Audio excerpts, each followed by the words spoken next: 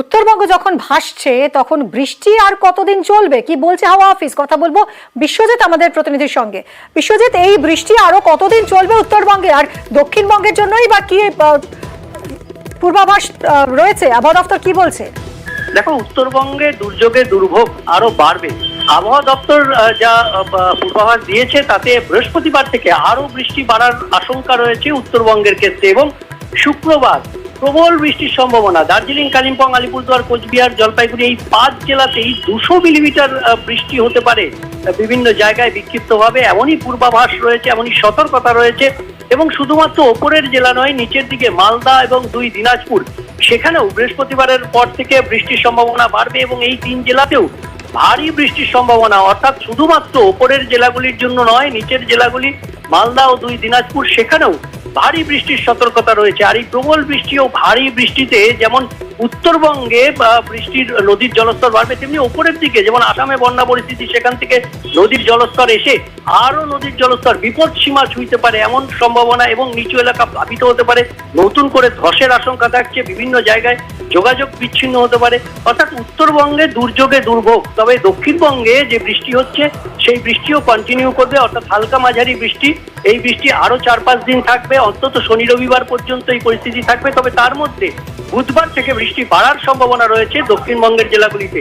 বুধ, বৃহস্পতি, শুক্র এই 3 দিন বিক্ষিপ্তভাবে দক্ষিণবঙ্গের 4-5 জেলাতে ভারী বৃষ্টির সম্ভাবনা থাকছে, এবং হোয়াইট স্প্রেড রেইন অর্থাৎ দক্ষিণবঙ্গের সব জেলাতেই বুধবার থেকে শুক্রবার পর্যন্ত সব জেলার বেশিরভাগ অংশে বৃষ্টির সম্ভাবনা থাকছে, এমনই সম্ভাবনার কথা জানাচ্ছে আলিপুর আবহাওয়া দপ্তর। অর্থাৎ উত্তরবঙ্গে দুর্যোগে দুর্ভোগ বাড়বে এবং দক্ষিণবঙ্গ বৃষ্টির পরিমাণ বাড়বে এই সপ্তাহের অন্তত মাঝের দিকের জেলাগুলি, অর্থাৎ মাঝের দিকে অর্থাৎ বুধবার থেকে শুক্রবার দক্ষিণবঙ্গে, এবং বৃহস্পতিবারের পর উত্তরবঙ্গে আরো বৃষ্টি বাড়বে, এমনটাই পূর্বাভাস আলিপুর আবহাওয়া দপ্তরের। ধন্যবাদ বিশ্বজিৎ। এবং বিশ্বজিৎ যেরকম জানালো যে বুধবার থেকে শুক্রবার দক্ষিণবঙ্গে আরো বৃষ্টি বাড়বে, ঠিক সেরকম কলকাতাতে কিন্তু ইতিমধ্যেই ঝড় বৃষ্টি শুরু হয়ে গেছে। দুপুরে কলকাতায় বৃষ্টি শুরু হয়েছে, বৃষ্টির সঙ্গে দমকা হাওয়া বইছে। অর্পিতা রয়েছেন, আরো ডিটেলে জানাবেন। অর্পিতা, মধ্যেই কলকাতা সহ বিভিন্ন জায়গায় কিন্তু বৃষ্টি শুরু হয়ে গেছে, এবং কলকাতাতে কিন্তু যথেষ্টভাবে বৃষ্টি হচ্ছে, সঙ্গে কিন্তু দমকা হাওয়া রয়েছে, আর এবং মাঝে মাঝে কিন্তু বজ্র বিদ্যুৎ সহ বৃষ্টি হচ্ছে। শুধুমাত্র কলকাতা নয়, কলকাতা সহ পার্শ্ববর্তী এলাকাতেও বৃষ্টি। এক্সাইড মোড়ের যে তুমি ছবি দেখছো, সেখানে কিছুক্ষণ আগেই একেবারে আকাশ কিন্তু কালো করে আসে, তারপরেই শুরু হয় বৃষ্টি, এবং তার সঙ্গে কিন্তু ঝোড়ো হাওয়া বইছে। মিমি, একদমই আমরা সেই ছবি দেখতে পাচ্ছি। এবং যেরকম হাওয়া অফিস জানিয়েছে যে কাল থেকে শুক্রবার পর্যন্ত দক্ষিণবঙ্গে ভারী বৃষ্টি, আর ঠিক সেই ছবি, সেই পূর্বাভাস সত্যি করেই দুপুর থেকেই, আজ থেকেই শুরু হয়ে গেল ঝড় বৃষ্টি। আকাশ কালো করে দুপুরের কলকাতায় বৃষ্টি নেমেছে, সঙ্গে বইছে ঝোড়ো হাওয়া।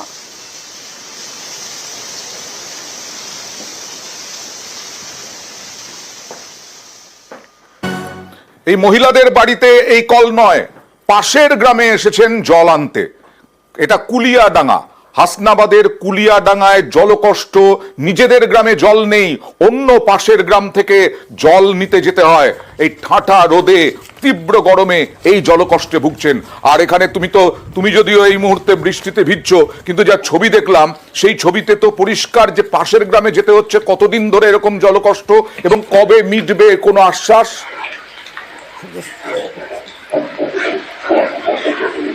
হ্যাঁ দেখো অয়নদা, এই যে হাসনাবাদের কুলিয়াডাঙ্গা, এই কুলিয়াডাঙ্গা এলাকার সমস্যা কিন্তু আজকের না, বহু বছরের সমস্যা। এখানকার মানুষের পানীয় জলের সমস্যা। এখানকার মানুষের যে এই যে কুলিয়াডাঙ্গা, এই কুলিয়াডাঙ্গার যে কয়েকশো পরিবার রয়েছে, তাদেরকে পাশের গ্রামে গিয়ে প্রতিদিন একবার থেকে দুবার করে গিয়ে জল আনতে হয়। এবং গ্রামের মানুষের যেটা অভিযোগ, সমস্যা মিটবে কবে? এবং এলাকার মানুষ কিন্তু বহুবার পঞ্চায়েত বিডিওকে জানিয়েছে, কিন্তু কোনো এখনো পর্যন্ত সমাধান হয়নি। আমরা যে পঞ্চায়েত সমিতির যে সহসভাপতি ইস্তেন্দার গাজী, তার সঙ্গে যোগাযোগ করেছিলাম। তিনি যেটা বলেছে যে প্রধান মুখ্যমন্ত্রী মমতা বন্দ্যোপাধ্যায় 24 সালের মধ্যে প্রতিটা ঘরে ঘরে পানীয় জলের ব্যবস্থা করার নির্দেশ দিয়েছে, সেই অনুযায়ী কাজ চলছে। এবং হাসনাবাদ সহ কুলিয়াডাঙ্গার বিস্তীর্ণ এলাকায় পাইপলাইন বসছেন এবং অনেক কথা বলছেন, কিন্তু জলটা কবে আসবে সেটাই আমাদের প্রশ্ন, এবং সেইটিকেই আমাদের নজর থাকবে। সমস্যা জলের সমস্যা। এবার জল আনতে যেতে হয় সেই আমাদের আবাদ কুলিয়াডাঙ্গা থেকে চককুলিয়াডাঙ্গা, মানে এখানে জল আনতে আসতে হয়। পঞ্চায়েতে জানানো হয়েছে কিন্তু পঞ্চায়েতে কোনো রেসপন্স দেয়নি। আর একটা জলের কলের এই বসাচ্ছে পাইপ কিন্তু এটা তো খাওয়া যাবে না টোটালি। এই জলটা কোনো আনাজ পানাজ ধোয়ার জন্য বা স্নান করার জন্য যথেষ্ট, কিন্তু খাবার জলের জন্য একটা ব্যবস্থা করলে খুব ইয়ে হয়। আমরা এই আবাদ কুলিয়াডাঙ্গা আছি, চককুলিয়াডাঙ্গায় জল হেঁটে আনতে হয়, প্রায় 30-40 মিনিট পরে হেঁটে আনতে হয়।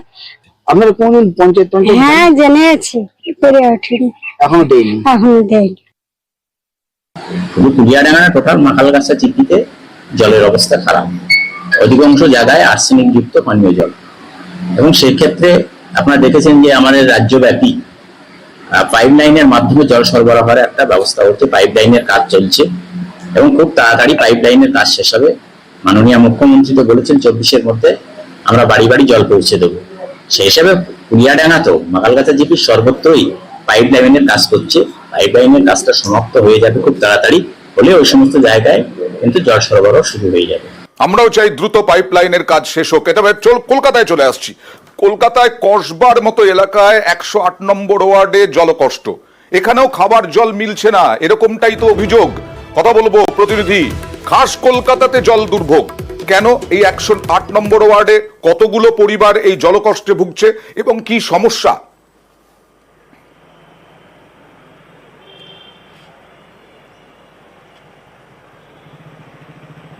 অর্পিতার সঙ্গে কথা বলার চেষ্টা তোমাকে জানাই যে বাইপাসের ধারে 108 নাম্বার ওয়ার্ড যেখানে রয়েছে।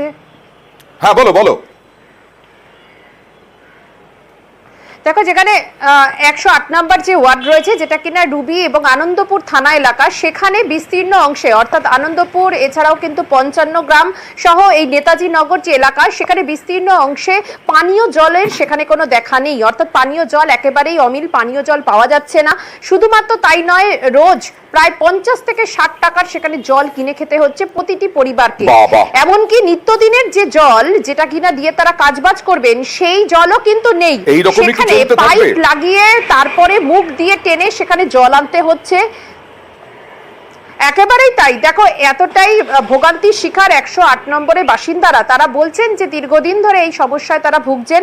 তাদের এখানে মিনি বুস্টার পাম্প যদি বসে তাহলে হয়তো কিছুটা দেখি আমরা স্থানীয় বাসিন্দারা কি সমস্যার কথা বলছেন, আর স্থানীয় কাউন্সিলর আশ্বাস দিচ্ছেন কি। গত 2 মাস ধরে আমাদের এখানে পানীয় জলের সমস্যা চলছে। আমাদের পৌরপিতাকে বলা হয়েছে, উনি ব্যবস্থা করার চেষ্টা করছে। আপনাদের কি জল কিনে খেতে? হ্যাঁ, জল কিনে খেতে হচ্ছে। কত টাকা লাগে? পার ডে 50 থেকে 60 টাকা করে লাগছে পার ডে। তো অসুবিধা সমস্যা প্রচুর অসুবিধা হচ্ছে। যদি আমাদের এখানে কিছু ব্যবস্থা করতে ভালো হয়। মানে জল তো আমরা পাই না একরকম, এই ইদানিং কিছুদিন যাবত আমরা জল পাচ্ছি না।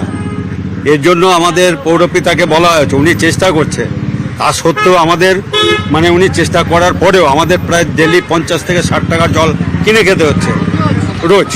এইবার যদি একটা বুস্টার পাম্পের ব্যবস্থা হয় তাহলে আমাদের এলাকার প্রত্যেকেরই একটু ভালো উপকার হয়। পানীয় জলের সমস্যাটা হঠাৎ করে হয়েছে। বাইপাসের ডান দিক বাদিক বিস্তীর্ণ অঞ্চলে লোক বসতি প্রত্যেকটা দিন বাড়ছে, যার উপর ভিত্তি করে ধাপা জল প্রকল্প তৈরি করা হয়েছিল। বর্তমানে তার প্রায় 50 গুণ বেশি মানুষ এই অঞ্চলে বসবাস করে। আমরাও চেষ্টা করছি যাতে প্রত্যেকটা ঘরে ঘরে পানীয় জল দেওয়া যায়। আমরা জয়ন্ত প্রকল্প থেকে যে আমাদের এই অঞ্চলগুলোতে জল আসে, সেখানে আমরা দ্বিতীয় একটা প্ল্যান করবার চেষ্টা করছি এবং ওটা শুরুও হয়ে গেছে কাজ। শিগগিরই আমরা সেখানে হয়তো প্রোডাকশন করতে পারবো এবং আমরা কিছু মিনি বুস্টার পাম্পিং স্টেশনের মাধ্যমে আমরা চেষ্টা করছি যে সমস্ত জায়গায় জলের সমস্যা আছে সেগুলো মেকআপ করবো।